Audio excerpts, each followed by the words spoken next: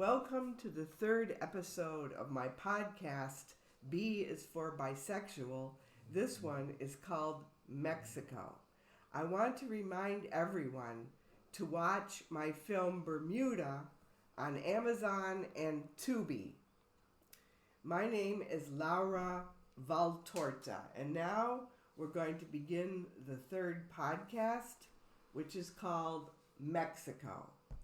Get up off that couch. Give me the remote. Lamar's daughters, Joyce and Cynthia, ran stomping and laughing into their bedrooms. The leather couch was plenty wide enough for the three of them, the father and his two teenage daughters, and for the whole Traxler family of 6 if they wanted to be together. But the latest season of Homecoming, featuring Janelle Monáe, was on, and Lamar wanted to watch it by himself. Family time during the COVID crisis was pounding on his nerves. The kids were relentless. He needed to listen to some Chuck Berry music or even Arlo Guthrie. Mowing the lawn would have been a relief, but the rain hadn't stopped for 3 days. Shonda, his wife, had her weight room in the basement. She escaped there whenever she wanted. It was about time he painted the other room and set up his guitar heaven.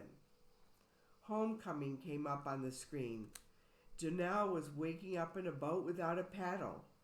This season was looking even better than the first one. Nellie, his youngest daughter, came rushing in and jumped onto the couch. Nellie was 5. Daddy, I need you to help me build a house for my dinosaurs. Dinosaurs don't live in houses. Randy the raptor lives in a tree house. Just go away now. What was the use of being home from work, away from Rapid River High School, if he couldn't even relax and watch a television show? Leon, his oldest child, came in from the backyard, slamming the glass door. Dad, I just wrote a new poem. Want to hear it? Lamar sighed and clicked off the television. You know what? Let's go for a walk together and you can recite it to me. Where's your mother, by the way? She's working out at Sherry's house. She said she'd pick up M Kitchen takeout for dinner tonight. Although she was always complaining about Columbia, saying she wanted to move to New York City, Shonda managed to lasso a bunch of friends and corral them for workouts and Zoom meetings, even during the pandemic lockdown. Lamar was rarely invited. Shonda was a personal trainer. Lamar tied his Nikes. He tried to walk or jog with Leon whenever possible in case the police showed up. Leon was tall and walnut-colored with straight black hair like his mother. They lived in a safe neighborhood, but it was 75% white, and Lamar hated taking chances. The Ahmaud Arbery, George Floyd murders had put everyone on edge.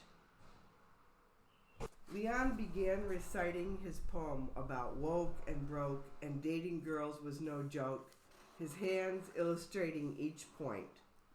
A former English teacher, Lamar felt his heart leap whenever his son created poetry. But he could savor the creation later.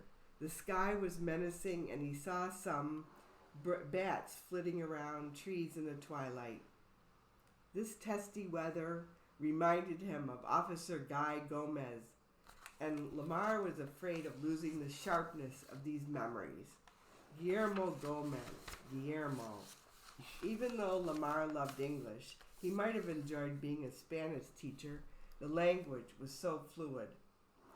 Talking with Guy and hanging out with him reminded Lamar of his semester abroad in London and the sociology class he took as a sophomore on different types of marriage.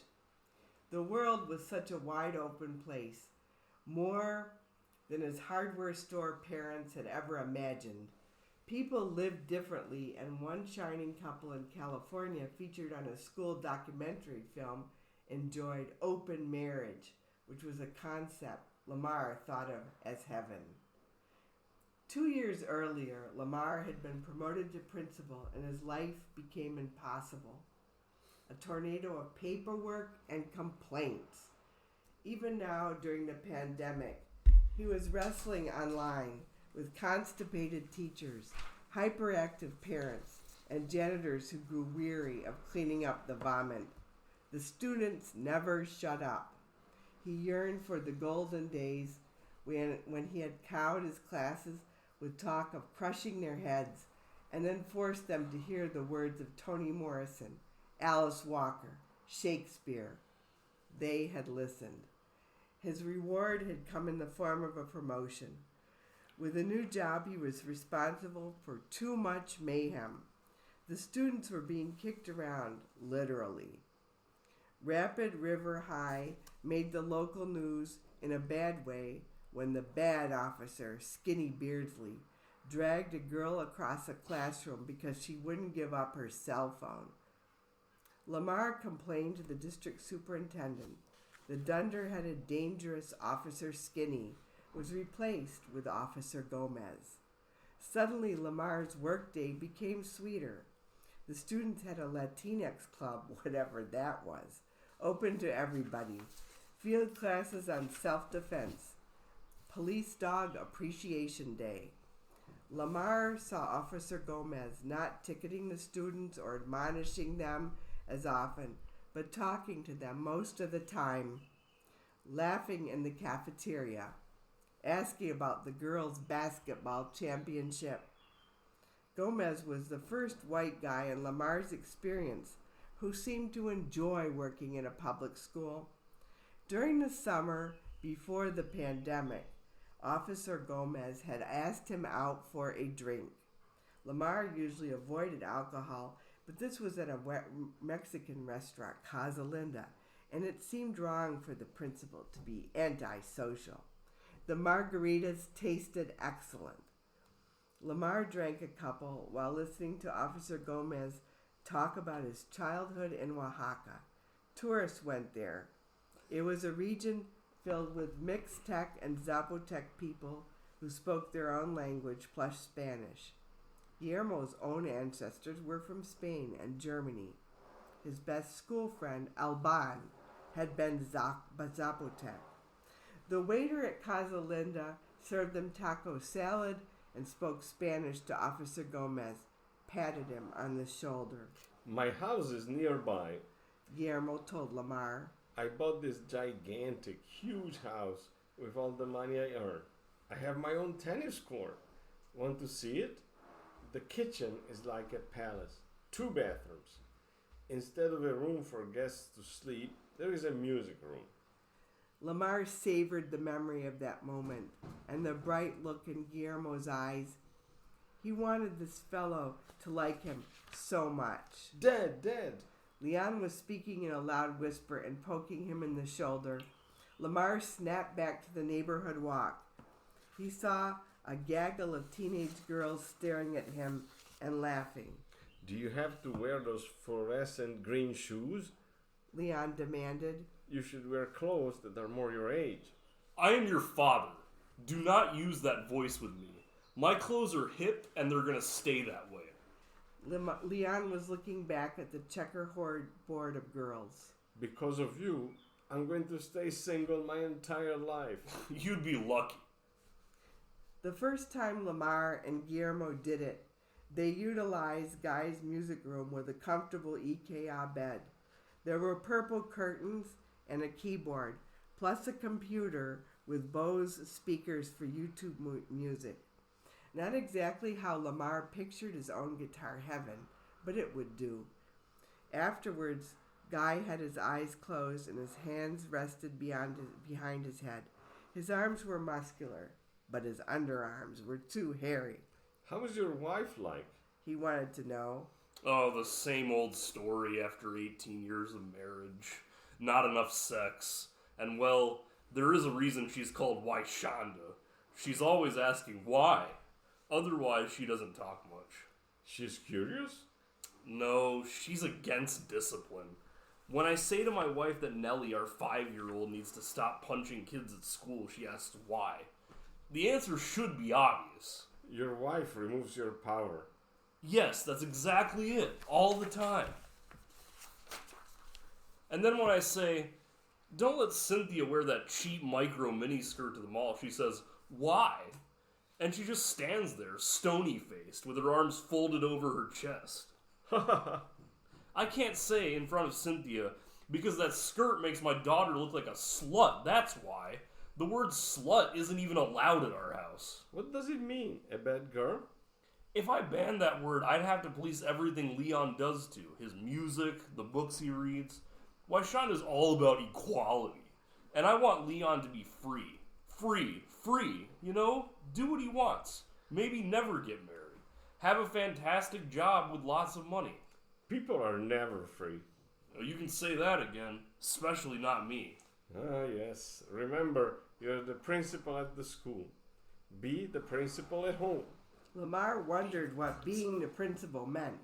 He had to give pep talks every morning over the loudspeaker. He was the boss of the teachers, who usually performed their jobs pretty well without him. He hired the janitors and secretaries, met with parents, handed out tough discipline when students got into fights, laughed at the school board, made surprise visits to the classroom, earned more money than a teacher. That was the main thing.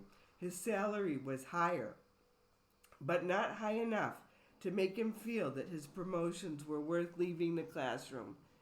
Getting kids to listen one-on-one, that had once been the main reward, and all that was gone. You know, I had more power as a teacher. You know, because I was relaxed. Then you should become a teacher again. Why, Shonda would never go for that. She wanted money for Leon, Joyce, Cynthia, and Nellie to attend college. Leon was certainly book smart enough for that. Nellie, maybe. She wanted to be a paleontologist because of some popular kids' cartoon show, but he had his doubts about Joyce and Cynthia. All those girls wanted was to watch Project Runway and design clothing. Nothing wrong with that. A person could earn good money in fashion and retail. But was college necessary for that? No. But Shonda, who had never attended college herself because her parents couldn't afford it, had adamant plans for her children. The pandemic sent everyone home. He was performing all his principal work from the dining room table. It was more difficult to see Guy. He had to invent excuses. Then, some activist chick in Oakland, California, decided that school resource officers were racist. Lamar had to admit that some of them were, but not Officer Gomez, his one major ally at Rapid River High. He needed all hands on deck with discipline. Mental health counselors would not be patrolling the hallways. Social workers might be happy, he imagined, to see students with drugs. But what about knives and guns? Had the activist chick seen how bad a few of the students were? Not just mischievous, bad. And the color of their skin didn't matter. Just because before COVID broke out, Officer Gomez had arrested a doughy red-haired student for bringing a box cutter to school and brandishing it at a teacher. No mental health counselor was going to disarm a student as quickly as Guy. Tennis became Lamar's best exercise during the COVID pandemic. Because Guillermo had that tennis court of his own, built by a gay lawyer who owned the property before him, Lamar could play there often enough without fear of running into crowds. He worked up a decent serve and began to beat Guy on a regular basis. Tennis, with plenty of laughs and then a round of sex. The winner got to go on top and pitch or choose his position, direct the action, so to speak. One rainy day, they hung out in the music room with the air conditioning turned down low. You choose the music. How about Chuck Berry? They played No Particular Place to Go, which looked like Chuck was over in Europe somewhere. Then Chuck at the Woodstock Festival. Then all the artists at the Woodstock Festival. Jimi Hendrix, Joan Baez, the Rolling Stones. Guy was a pretty good dancer, but all he knew was the salsa and some tango. Lamar taught him the twist and the electric slide. They collapsed onto the bed. Wow, Mexico is very different. How different? It's all one kind of music, one kind of dance. Well, I'm glad you're here in the States. I might be going back to Oaxaca. He shook his head. Lamar felt rage bubbling up inside of him. Whenever there was a good thing in his life, he lost it, like teaching or his children when they were young. You can't go back. The superintendent sent me a letter. They will be firing all school resource officers. And also, my mother is sick. Lamar couldn't argue with that. Waishanda was home when Lamar and Leon returned from their walk. She was still wearing her workout clothes, and she had bent and jumped onto the couch with both feet at once. Boom! In a way, Lamar had seen her jump onto tall step equipment at the gym. Leon got into Columbia with a partial scholarship. That'll be way too expensive. He can go there. My baby can live in New York City and walk down the crowded sidewalks and study political science. Waishanda was bouncing around the living room and smiling in a way Lamar had not seen her smile in years. Poetry. I want to study poetry. There aren't even crowded sidewalks anymore these days, and we cannot afford Columbia. It's non-negotiable. I want to go to the University of South Carolina. All my best friends are going there. The girls were watching from the hallway. Mom, did you get Chinese food? Asked Joyce. Waishanda was rocking on her toes and did not seem to hear. Lamar caught her around the shoulders. Waishanda ripped free and spun around. And you girls can do it too. You can go to college. Lamar thought about the first time he met Waishanda, right after he graduated from college and had snared his first job. She was such a beauty, so strong, and marrying her was an immediate way to please his parents. He thought at the time, and still thought, that Waishanda was the primary example of a smart woman who never had a chance to attend college. Then they got married and she became pregnant with Leon. Their lives were set in stone. But Lamar was a person who wanted the world to change. Waishanda, honey, come on.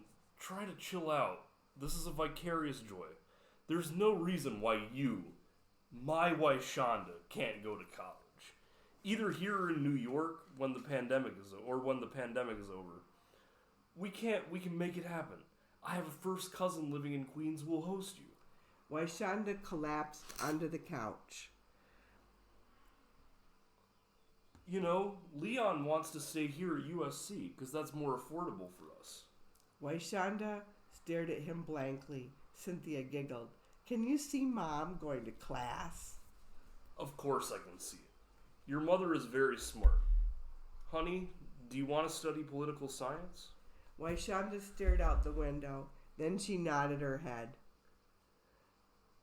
They give plenty of scholarships to old fogies like you. Maybe you could get it all paid for, or go to Columbia College, or NYU. Waishanda smoothed her hair and looked down at the carpet. Let's eat, said Joyce. The children stampeded into the kitchen. For months after Officer Gomez left, Lamar received emails from him from his mother's goat farm in Oaxaca with lots of photos. Guy lived in a real tile-decorated hacienda with chickens and burros, as well as the goats that seemed to act pretty stupid. They had floppy ears and blank expressions. Once, the goats escaped and ate all the flowering plants in the backyard, pulling out the roots. His mother was dying. Lamar's family was placid enough. Leon was happy to study and stay at home, sleep late. He was editing the literary magazine at USC along with a staff of mostly girls. They did Zoom meetings. At Rapid River High School, all fall classes were held online. Organizing all that made Lamar feel like he was earning his principal's pay. He was allowed to hire one mental health counselor and one nurse, but no school resource officer. Nurse Rebecca had an excellently sarcastic sense of humor, which was necessary for survival at a high school she might work out. Shonda began to take 2 classes at Columbia College. One was a legal class on civil rights. Studying was difficult for her unless she performed an hour of weight training and cardio first, but she did it. She put in an application to New York University for a scholarship. Guy wrote an actual snail mail letter to Lamar on fancy paper, inviting him to live in Oaxaca at the hacienda, or at least visit. He promised rum and homemade tortillas. His mother had died, and there was plenty of farm work to do. Lamar missed Guy, but herding goats did not sound like fun. Plus, the hacienda only had one toilet and an outdoor shower, well water. Around March, when the COVID vaccine was firmly in place, the Traxlers began planning their summer vacation. Shonda insisted on visiting New York City and staying in Queens. I need to get a feel for the place, she said. Nellie began punching the couch cushions. Don't worry, baby. You won't miss me very much when I'm in college. There are more vacations at this place than classroom days. Lamar, half listening to her, was already pricing flights to Oaxaca. So we can go from Houston to Mexico City, and then it's a short hop to Oaxaca. Officer Gomez says we can stay at his farm. Joyce rolled her eyes. I'm not sure I want to hang out with goats. There are people too, silly. And Mexicans wear plenty of colorful, fashionable costumes. I think Sasha and Malia stayed on a goat farm, you know? Shonda stared at him, and her eyes drilled a hole in his forehead. You're extra full of bullshit these days. Why? Why, baby, why? Lamar mocked her. He put an arm around her shoulders and he kissed her. Nellie said, ew. Everybody laughed. Shonda was easier to handle when both of them were happy. I don't want to miss our week of Broadway shows in New York, and Leon agrees with me. Shonda punched Leon on the shoulder. Mexico and New York City. I mean, there's no reason we can't do both, said Lamar. He didn't care if Shonda found out everything. Maybe she already knew. The kids could say what they wanted as loudly as they wanted because he was an excellent father. He was a hard-working person and he loved his family. He was the change maker, the revolutionary. Let them all just roll with it. The end.